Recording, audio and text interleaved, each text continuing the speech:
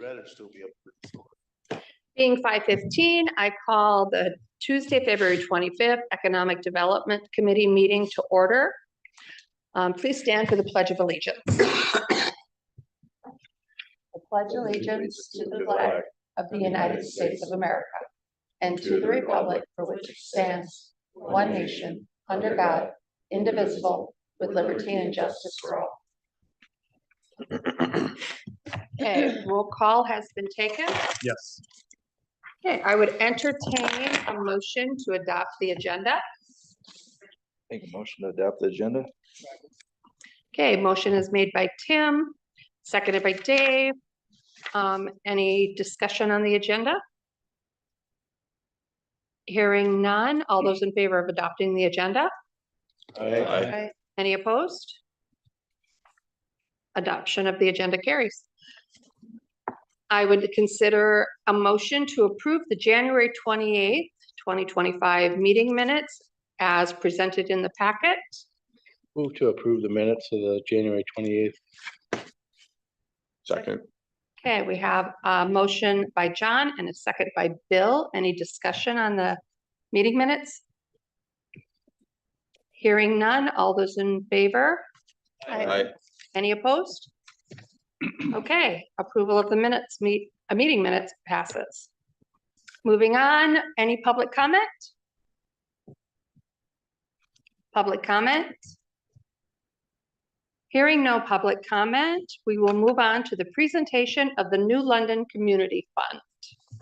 Wonderful. So we have invited Joe and Lori Van Alstine to come forward, who have started the fund. It's like the parting of the seas. Yes. Thank you. To provide us some information about the fund, where things are sitting, and where things are going. So leave it up to you guys. Thank you. Well, Lori's gonna pass out some information.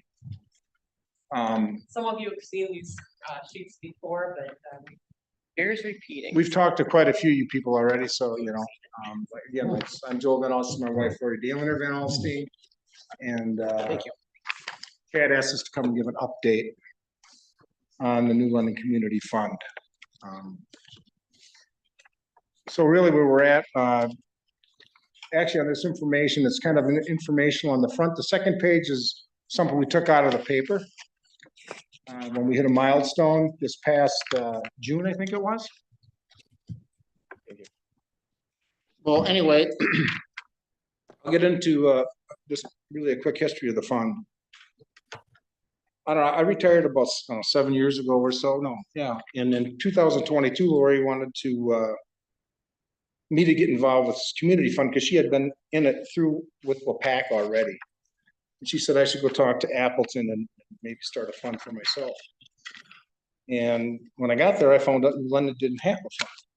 So they said I would have to go through WPACA to have a fund set up.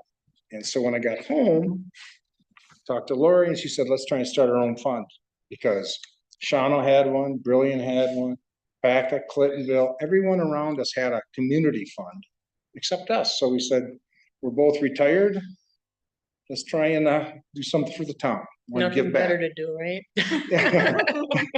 I mean, we're both from New London. I mean, right now we live in WPACA and New London. Okay, so we go back and forth with co-residents, but we wanted to give back to the town. So what we really did, we just started going out and calling on. Well, after we had about 4 or 5 meetings with the Appleton Community Foundation to convince them that we could make this happen, they approved it, and we started going out and raising money. Now, all monies that we do raise goes through the Appleton Community Foundation. They invest the money, they do everything. We don't touch the money. But anyway, we've been out calling on it, and as of right now, I think we're at about $236,000 in there. Our goal was back then, you saw, was 200,000. We want to get up to around $250,000 to $300,000. And the reason being, I'll tell you how it comes across is when it comes to this fund, it's an endowed fund. So what they do is they take a 3-year average and you're allowed to spend about 4.5% of that total. So let's just say your average is you have a $200,000, your average is over 3 years. That means you could spend $9,000 a year, give out to nonprofits, and it'd go on for perpetuity, which is cool, you know? And that's the key that we want to make this thing, because it is for perpetuity. So I'm gonna let you talk a little bit here. Covered a lot of the bases already, but I'll jump around. like Joe said, you know, one of the things that we've tried to do is to call on people, and we hit the low hanging fruit just to get the fund open, and that's been going on 3 years ago now. So since then, we've called on attorneys and CPAs and so on, because there are probably a number of people that may not have the money right now, but may consider leaving it as a bequest, something to whether it's Hatton Stadium or any number of different things that go on in New London. And so this would provide that tool. So it's already set up. If we don't do another thing, we've already got the fund established, and we're very happy about that. Since then, last week, we got a $10,000 grant from where Joe used to work, US Venture. And we talked with their people, and they would like to, rather than have it go into the endowment where it would join that general fund, they would like to see that $10,000 given out within the next year or so. Yeah. And so that's more immediate, which is really good timing for us, because now, rather than having everybody say, well, okay, you know, when's the money going to be given out? We're going to be looking at those next steps. We're meeting with the Community Foundation in Appleton tomorrow. And so then we'll set up that process for what does the application look like, that type of thing. But it's going to be nice to be able to give something back now while we continue to raise that general fund. So yeah, like once a year, people will apply for the grants. We'll have a board set up, and then we decide on how much we can give. I mean, like right now, if we don't do another thing, we're gonna probably be around $9,000 to $10,000 around there a year. That'll go on forever. And our goal is to get it higher, obviously. So you know, you look at Clintonville; they've been doing it 25 years. They're at about $1.3 million in years. Now there's some other things. They're a family of funds. You look at Wapaka, they got $9 million in theirs. And I think they gave out what, $175,000 out of their general fund last year. So, but it's again, 25 years of work going into this.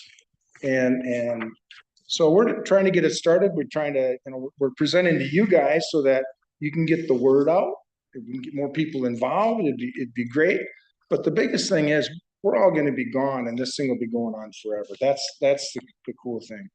And anyway, I think we should talk a little more about Who gets money, right? Yeah. You know, when you think about nonprofits, it can cover any base from healthcare or education, community improvement, and all these different types of things that this money could go toward both now and in the future. And so I know that New London's been kind of in a fundraising mode lately, as are a lot of communities as needs arise. And the nice part about this is if you think of it like a community savings account, when the need arises, you've got some money that's been kind of sitting back there being invested by the people over in Appleton. They're the second largest community foundation in the state. So we don't have to worry about that part. We've got that support, which I think is really important. But rather than being in that constant fundraising mode, you've got some things tucked away. You know, if the city would look at perhaps something with Hatton Park, if they have funds available, you might want to consider putting together a fund. It takes $10,000 to start an endowed fund, and then people could donate to that. They could leave money behind or could just sit there at 10,000, and you'd have that money each year to draw upon for future needs. And so that's part of that family of fund approach. But nonprofits that, for example, over in Wapaka, you know, you've got your Boys and Girls Clubs, you've got your nursing home, you've got schools, food needs. You know, it's a large list of things that they gave out. But then they also have a number of charitable funds over the years that people say, well, we've got one. I'd like to start up my own fund, and I'm interested in XYZ. So they've got all these other funds that are available that also give money out to their needs. So like when I was saying, when I went and met with them, Laura said, start up my fund, it takes $10,000 to start your own fund. You don't have to put $10,000 in all at once. You Right. could put in, 5,000 and put in 2,000, whatever. Once you hit 10,000, you can give about, to be an endowed fund, you can give 4.5% of that out per year, so $450 to whatever cause you may want, So that's what she has suggested I do. And right now, like Doctor, you passed away. His family set up a fund in his name through the New London Community Fund. My kids set up a fund. Their grandfather passed away and left them some nice assets, and they set up a fund in his name. And so that's what we're looking at. I mean, these other towns, like I said, have been doing it, and we're finding out it's kind of an educational process. A lot of people are like, what is this fund? What is that? They haven't heard about it. But we are just trying to get the word out. And I guess that's the biggest thing. And we appreciate, Chad's help and Yes, April's he's help been great. and John putting things in the paper for us. It really helps to have that kind of support. Just getting the word out, letting people know kind of what it's about. And if you run into somebody that wants to know more about it, give us a call. Joe's got his own little personal business card on here. I got another business card. And I stapled it on the right because he's a lefty, but actually it's something where if you need his phone number, there it is. And we'd be happy to talk about this with anybody that might be interested. But again, to help us spread the word. We really feel that New London is on the cusp of that next step with Highway 15 coming from the valley. It's a quick shoot over here for people that want to have a small town to live in. I mean, every time we go to Appleton, I'm kind of glad to come home where you don't have all the cars. And this is a nice community, and this would help position it for not only now, but for things for the future. If somebody creates a fund within the New London Community Fund. Yep. Are they able to earmark how those funds are Yes. used? I should have said. And then the board that will be established. I'm saying that wrong. Okay, so the family of funds, when you get into your own, like my own fund, I had mine is kind of set up for sports, a little bit of sport, and I decide where it goes. So Okay, your fund will, then what's the relationship with the community fund? they're the ones that hold the money. They invest it and it grows. Okay, I mean, it's still gonna grow. Yeah, you still have control over that You have money. control over the fund. That's a very Right. good question that I missed. So it's the 4.5% that the individual would have control over where it's going. Yes. Right, Okay. Right. Every year, but the Every money is yours. Yes. right. What's the advantage or the comparison to a 501c3? That's who you're giving the money to, The like nonprofits. the nonprofits for the community fund. They Now- help some achieve their mission. So Yes. I used to work for a lot of nonprofits, and it seemed like every time you wanted to do something, you had to raise money to do this, and you have a budget, and the budget's kind of questionable every year. You depend on a lot of different support, and so different funds are available for supporting those types of things. Say there's something for Wolf River cleanup. That type of, if there's a nonprofit attached to that, or something that the chamber is doing. I know you guys just put together a foundation. Now that's a good recipient for funds like this. And so the general fund is controlled by The which- board. the board, the advisory board that needs to be assembled for our base fund, that $250,000 thereabouts. And then any family funds or family of funds. Individual funds, we Say could Hans say. starts up some sort of attorney fund or whatever else. He starts that out with his funds, and then he decides once Where a it year, goes. whatever, where that percentage goes to. Does that make sense? Or Johnny likes fishing and he wants to do something for for walleye fishing or something, and every year he's gonna give a grant out to the New London fishing team or whatever, or wherever you wanna make it go, it's your call on that. And if I don't want to manage it, or I'm not going to be around forever to manage it, I could say, I would like this used Yeah, for yeah.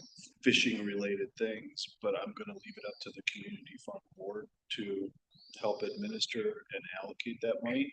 You could, Or or you could have the Appleton. community foundation in Appleton could do that. I know they've helped out, when Joe's kids set up their fund, they didn't really know what to do.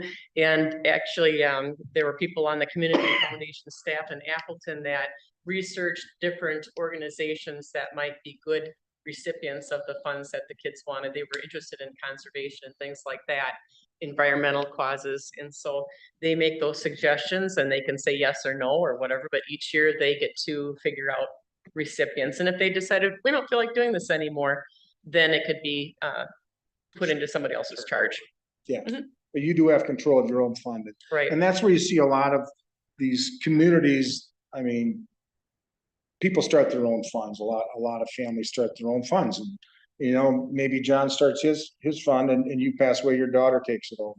And she, okay, we're doing it for fishing. We're doing it for whatever. You decide, maybe it's Little League Baseball. And in that area, sports related activities, and it's up to them to decide. You could leave it with your family. You could have the board decide. You could have the applicant community people decide. It's just, you just give them the guidelines that you want. And it goes on, and you can keep adding to it if you want. So you could, if you also wanted, you could do it instead of doing 4.5%, and say, I want to do 3, because I would like a little bit to go back into the pot, so that my endowment continues to grow. Can you do that or not? You don't have to spend it. No. So it's basically your fund. We decided to start a fund while we're still alive. I've got one that's a bequest, but I kind of like to control things while I'm living too. So we started one that we'd like to give out some money while we're still living. And so be really nice to us and maybe you'll get some money. But Yes. it's kind of a neat thing when you look at it. None of us are going to be around forever.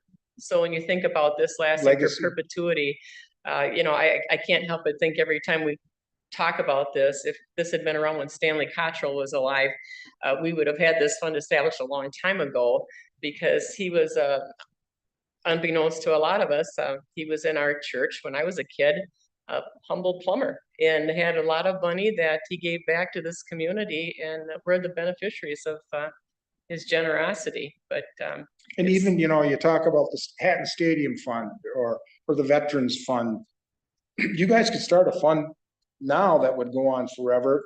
Doesn't mean you can have an endowed fund and a non-endowed fund. If it's just sitting there, but that way it also takes the pressure off of the city. I don't know who you invest it with now, but that's a pretty good return. I mean, the CDs were at 1-2%. They were pulling 4.5. It's been at 4.5 since we started doing this 3 years ago. I mean, they do pretty well. I think they're in charge of about $550 million. The Appleton Community Foundation is, and they do okay. And it's a good option. I guess I can put it that way. But again, I'll say that someone passes away and they love baseball and they love Hatton Park, they might say, it leaves them a place. I want to leave money to the Hatton Stadium Fund, because they can look and see, it's published. What funds do we have? Like they have every year, and they could leave something there. Or the Veterans Park, they could leave money with the veterans, for maintenance or whatever. It gives them a place to leave it. They don't know I should leave it with the city or whatever. You know what I mean? And that's something maybe we'll have to talk to you about, Chad. Well, and as things go forward too, we really do have a nice partnership with the Appleton Community Foundation, because they've got the people that, put it out on their social media pages. And I'm not into any of that kind of thing. I can do a press release. That's about as far as I go, but at least then it gets out to a much broader audience. And so it kind of puts New London on the map. They've already had us in their newsletter a couple times. And, but when we hit that $200,000 mark, and it's nice publicity for our town.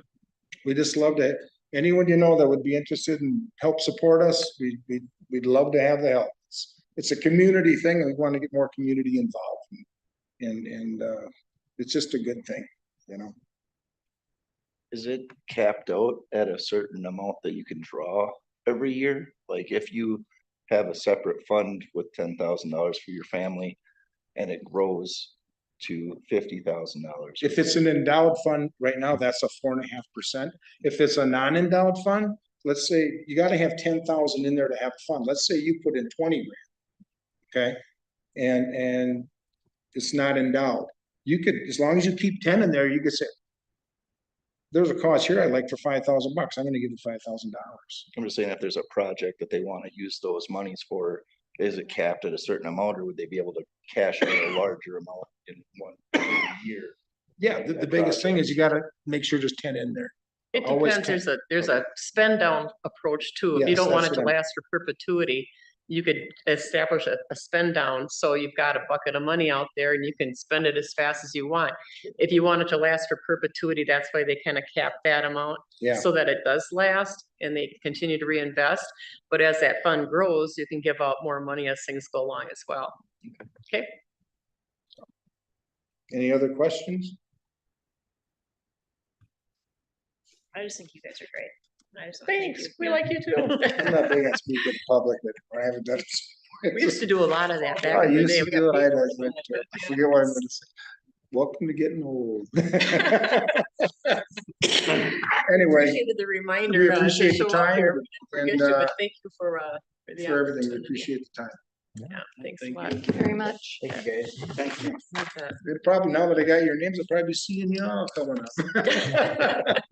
Yeah, it Well, sounded Thank exciting. you for coming out and telling us about this and helping us get the word out because it's going to benefit the community. Obviously, this is the Economic Development Committee. So having endowment funds and stuff for the community is, right in lines with economic development as well. You guys have done a great job in the Thank you. downtown and the apartment buildings. It's very proud to see what's going on in this town right now. I Thank mean you for that. I mean that.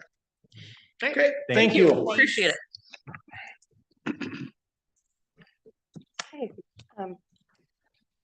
Next up is discussion about the digital billboard advertising.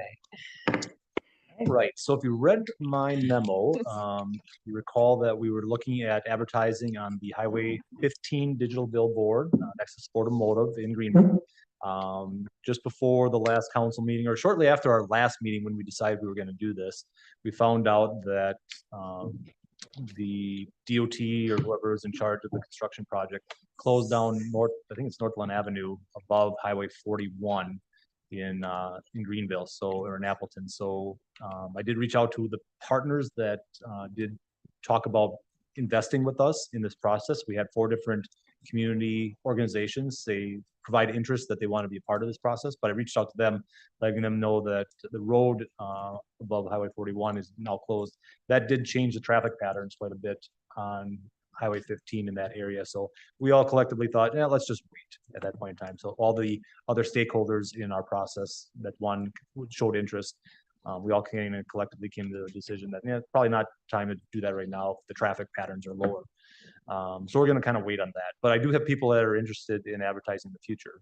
But one thing that Belinda did ask me to do is some homework on other digital billboards in the Fox Valley area. So I did reach out to Lamar, and on your screen, you can see that they provided us information for 4 other digital billboards they have in that area. So one is on College Avenue in between the airport and the mall. There's another one on Highway 41. And then it looks like there's a double-sided one on Highway 96 or Wisconsin Avenue, close to, I think that's Badger. Yep, that's Badger. So those are the 4 different billboards that he provided me information for digital advertising.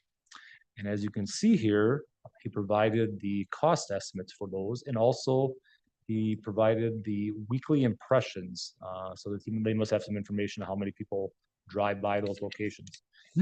So you can see the College Avenue one is quoted at $800 for 4 weeks. So that would be $200 per week. So he's got a quote for 4 weeks in there.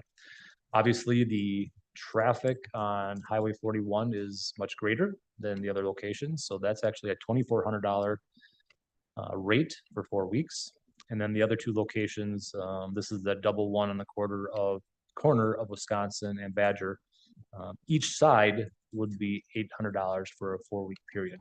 So if you want both sides, you actually have to pay double because you're getting double the impressions. So that's what I got for information on advertising on other digital billboards in the area. I'm not going to make a recommendation at this point in time, but I want to provide that information to you because that's what I was asked to do. So My question is, what was for the one on 15? Mhm. What was our rate on that one?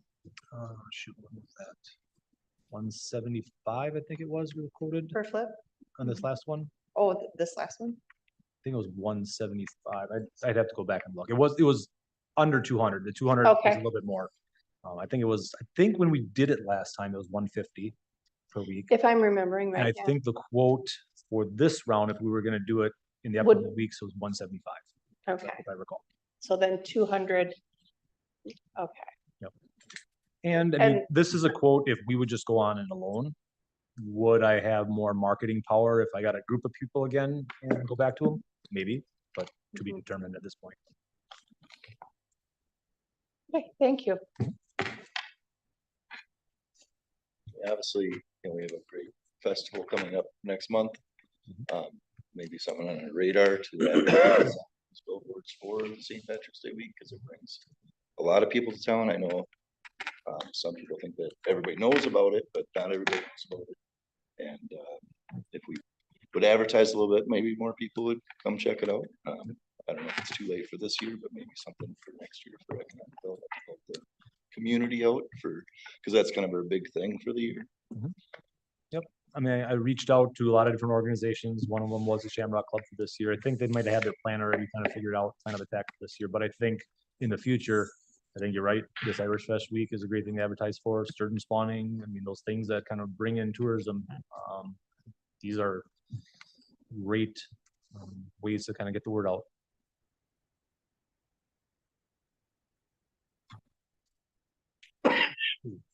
Any other discussion on that? Okay. We're gonna talk about some consideration to create a development agreement to sell public property in the Northeast Business Center. All right, so I have been approached by Northland Electric. So I've got a map here of the industrial park. And if you can imagine, envision Northland Electric, their current property is right here, and kind of northern east side of the Northeast Industrial Park. They are looking at additional development on this parcel right here. So if you can just kind of envision that parcel, I'm going to bring up some preliminary conceptual drawings for that parcel. So that parcel again is right here. Their proposal is to split it in half and purchase the western side of that parcel. So their current building is over here on the other side of Frederick Farm Lane. Looking at a smaller development, this parcel, if we cut it in half, would be 2 acres. It would leave us just under 2 acres on the east side of it. It's almost a 4-acre parcel. So their proposal is to purchase 2 acres from the city. Change the orientation here. And I think they've got the north wrong. I think the north is supposed to be to the left. So I think the north is actually on this side.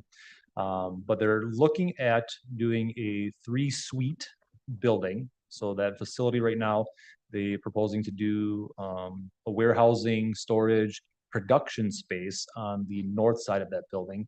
They do a lot of assembly work on site.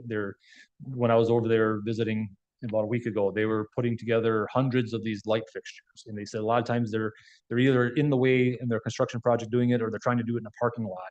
So they would like to have some type of space that they can put poles and lights together or light fixtures together and just kind of put those assembly work together. So they need more storage room. So they want to have some production space.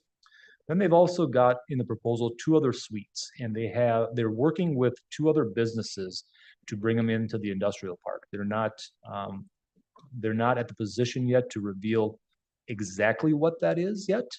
It's a little confidential yet, but I can tell you that the middle area for the middle suite is supposedly some type of assembly production work and then some retail counter sales at that location.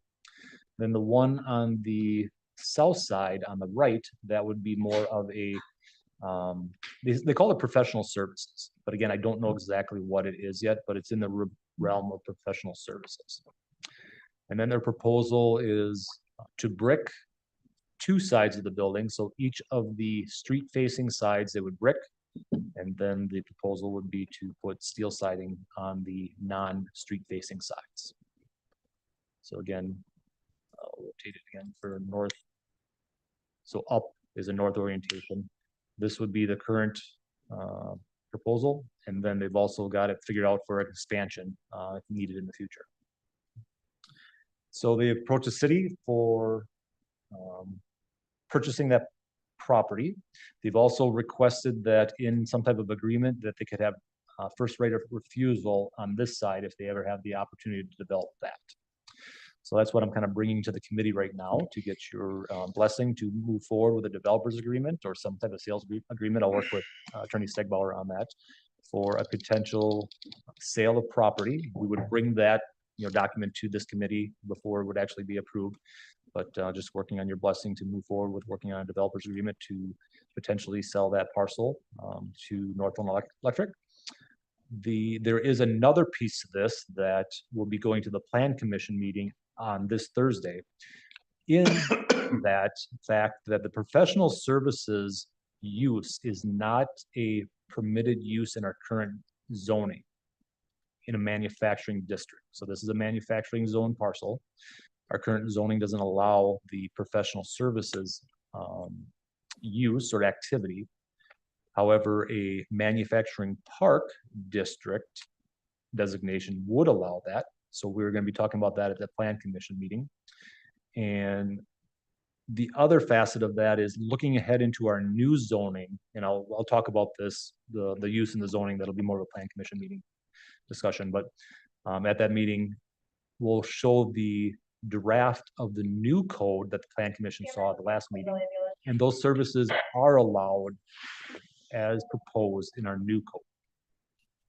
So all those discussions will happen at the Plan Commission meeting. But for this meeting, to talk about sale of the property. Any questions?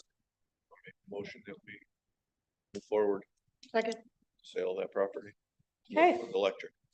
Motion has been made by Bill and seconded by April to create a development agreement to sell public property in the Northeast Business Center to Northland Electric. Any further discussion? Okay, all in favor, say aye. Aye. Any opposed? Motion carries. Wonderful. We will work on that. Okay, Is there any work that needs to be done to split that parcel? Yes, I've already called a surveyor to get that going. Carroll Surveying, they've actually gone out there and looked at the parcel already, and that's in the works. And will they pay for that or will we pay? We would pay for that. It's our parcel right now, so we would have to pay for that, but that can be negotiated in the I think developers it should agreement be, in the future, so. or And if make you them buy the recall- whole parcel. And if you recall, we do have a policy or a guideline set up for selling of parcel in the industrial park. We're advertising at $10,000 an acre, but there are credits for assessed value improvements and job creation. So part of our developers agreement, I'm getting that information, what we feel that it's already been sent to Adam, our assessor, what he feels that the assessment would be on this parcel, plus they're getting me some information on job creation. So we'll be working on all that in the developers agreement. I guess I just want to comment on the developers agreement. It sounds like 2 of the suites would be a sublet. That's my understanding at this point. Okay, and I would be a little bit hesitant to include the sublet portions of the business in job creation with Northlands, Mhm.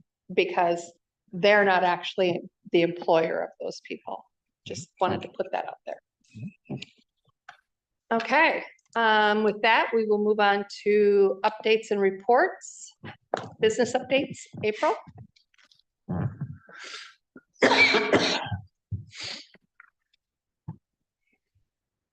All right, the first update that I have for you is new business that is coming soon, March 3rd. We have K and Company opening at 315 South Pearl Street. This has been a vacant building for, I don't know, maybe 2-3 years. It was a real estate company.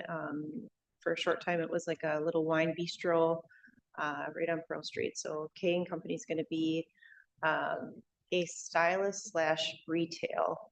She currently, her and Kira and Devin are the 2 owners And they currently have chairs at Mirage, and they do quite well. They have a steady clientele. They're gonna move that salon over to the 315 South Pearl Street and then do some retail boutique style as well. So look forward to that, March 3rd. Business acquisition, US Cellular, it's still US Cellular. It was formerly Ultracom Wireless, but that business was sold back in November of 2024. It is now owned by Next Generation Wireless. Ooh, I'm too fast there. We have a ribbon cutting coming up for Huckleberry Acres. So right now Huckleberry is temporarily closed. They're doing some renovations right now. They'll be reopening on March 28th. We'll have a ribbon cutting and do some tours. They're doing some really great renovations. If you weren't out there last summer, they've done quite a bit of just really great additions, and they're really moving towards a more family-friendly environment for campers. So put that on your calendars, and we hope to see you March 28th at noon for a ribbon cutting.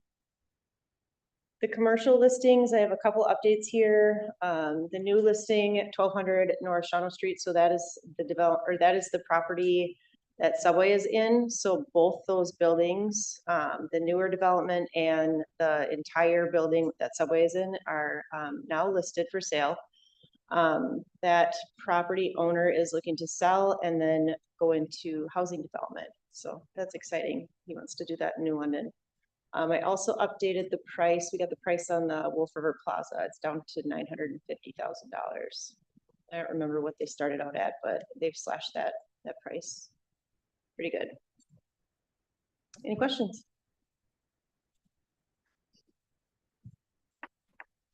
So you said the Subway building and the new building as well? Yep, so that property owner owns that entire, like the New London Total Fitness, Subway, that entire building, and then he also owns that. So I 8 or 9 different. think he's got 8 in the 8 spots, and everything is filled except one business. But it sounds like someone will be going in March 1st, so it'll be full. Good opportunity for some income. Okay. Any other questions for April? Okay, moving on to the city administrator report. Chad? All right, so David Vincent, our building inspector, zoning administrator, and I continue to assist an individual who plans on moving his Labrador breeding business and develop a new building on one of the lots south of Sleepy Creek Pet Lodge. Sounds like the owner is in the process of negotiating the purchase of the property. I got an email today saying I think they're pretty close, if not, if they don't have it figured out. But he has intentions on beginning construction this spring or early summer. You can kind of find more about the Labrador Lodge at the website I have here, the lablodge.com. And then we also continue to focus on TID number 7. That's the TID district around the Aldi's development. Robert had an awesome idea because we were just kind of talking about Oshkosh Street reconstruction and coming up with information, because we are going to eventually have to work on road developments. You can kind of see here on the map. So the Aldi's development is on this parcel right here, but we have quite a bit of road right of way that's just farm fields yet. And the only way to access some of these eastern lots is obviously we're gonna have to develop these roads to kind of get in there.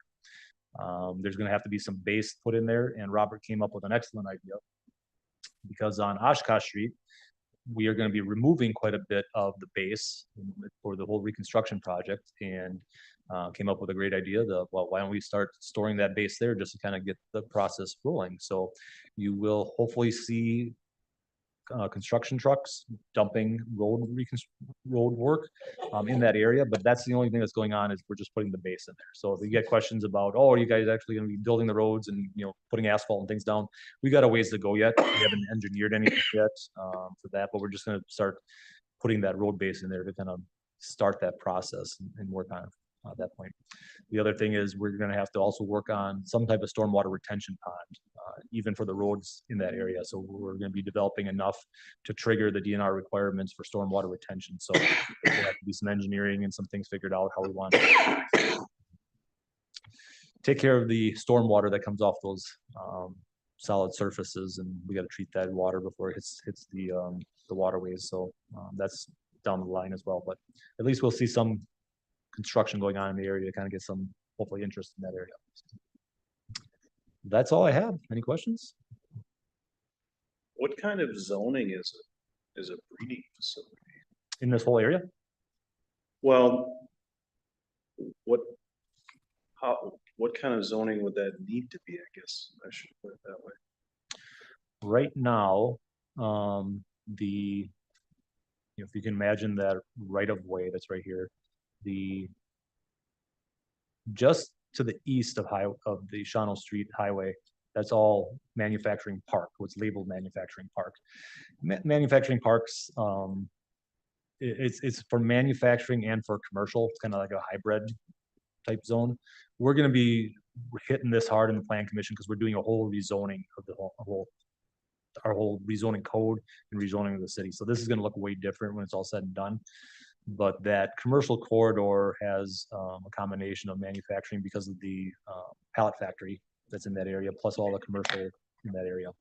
Then to the east of that new road that we have to put in, this is Partridge, the extension of Partridge. And then this would be the extension of Hanschke right here. That green right there is just agriculture, and it's kind of like a holding district until we figure out what we're gonna do with it. But more than likely, I foresee us making this all a commercial corridor district in our new code, if that makes sense. Unfortunately, there'll have to be a spot zone in this area for the manufacturing, for the pallet factory. But the rest of it will probably end up being some type of commercial corridor district.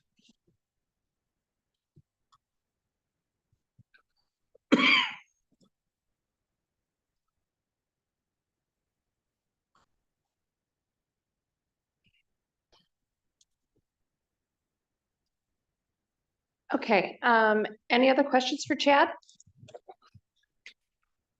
Do we know, you just brought up a point on the pallet factory and once when we were looking at trying to move, we were trying to make the industrial park instead of having industrial throughout the city. Do we know what the sentiment is for the pallet factory? If they, are they like at capacity? Are they maxed out? Is there any incentive that they might be interested if there was a deal work to go into the industrial park? As far as internal space or anything like that, or even external storage? I'm not aware. April and I met with the pallet factory representatives of the pallet factory. what was it, 2 years 2021? ago. 2022, I don't know. Yeah, it's been a It's been a while while. since we met with them, so it's maybe an Do a opportunity to follow-up. revisit with them, see what their future goals and needs are. They put some pretty automated equipment in there. Mhm. And I was just wondering if maybe they'd be up for Some kind of land swap?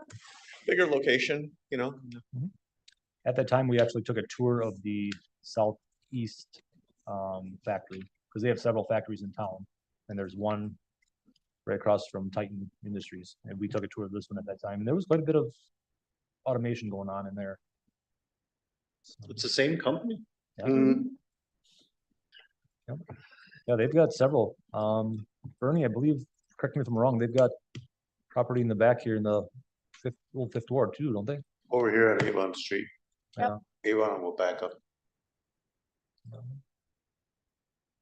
Yeah, so there's several different sites that they own in the city, spread out.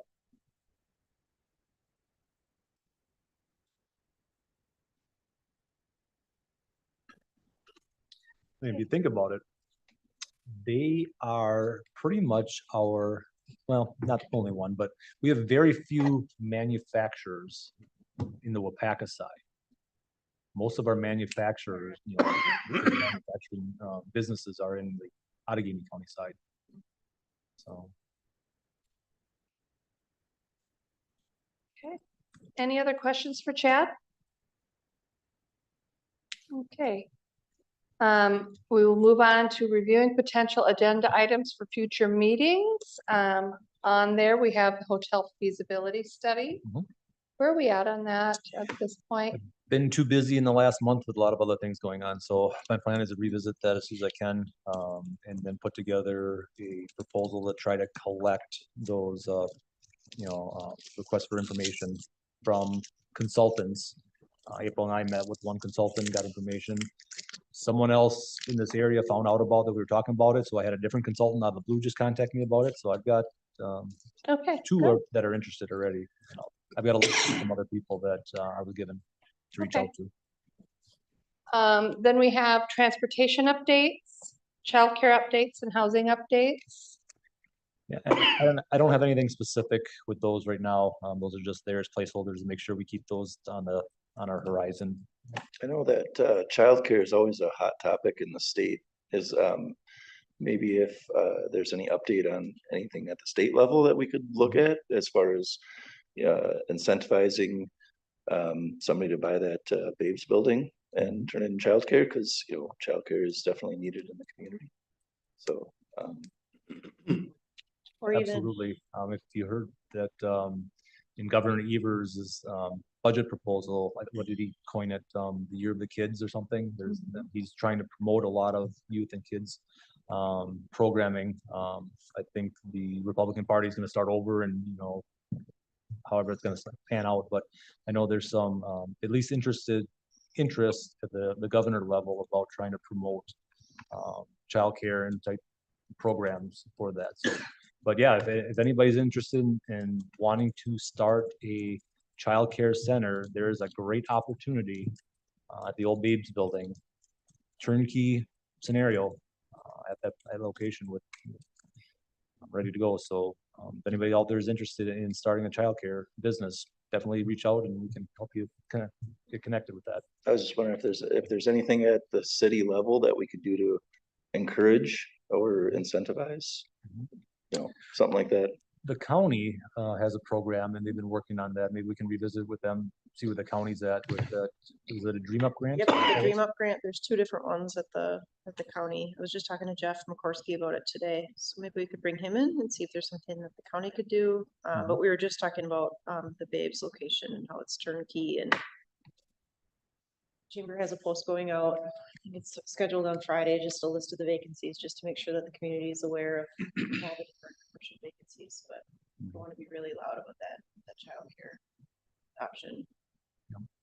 The county was working with childcare resources out of the valley. I think that's what the company was, to try to promote programming and resources for childcare. And I know that New London Daycare Division C was taking advantage of some of those resources. Beyond that, we got to maybe bring Jeff in again and kind of get an update. Is the conversation around employing a grant writer still ongoing, or is that? Nope, so right now the application process is open. It closes on March 5th. I think we have 12 applications that have come in. So on March 6th, the city, school, and chamber will get together and review applications and hopefully move forward with the process. Cool. Yeah, Hans, maybe you weren't aware, but the council did approve the city's share, the match for that program. So Obviously, I was not here that day. So, I mean, if we could add that person to the 10 potential agenda items, they could come introduce themselves to this group. absolutely. Great idea. Was the facade grant, did that go through? Yes. Yes, okay, because I know we were talking.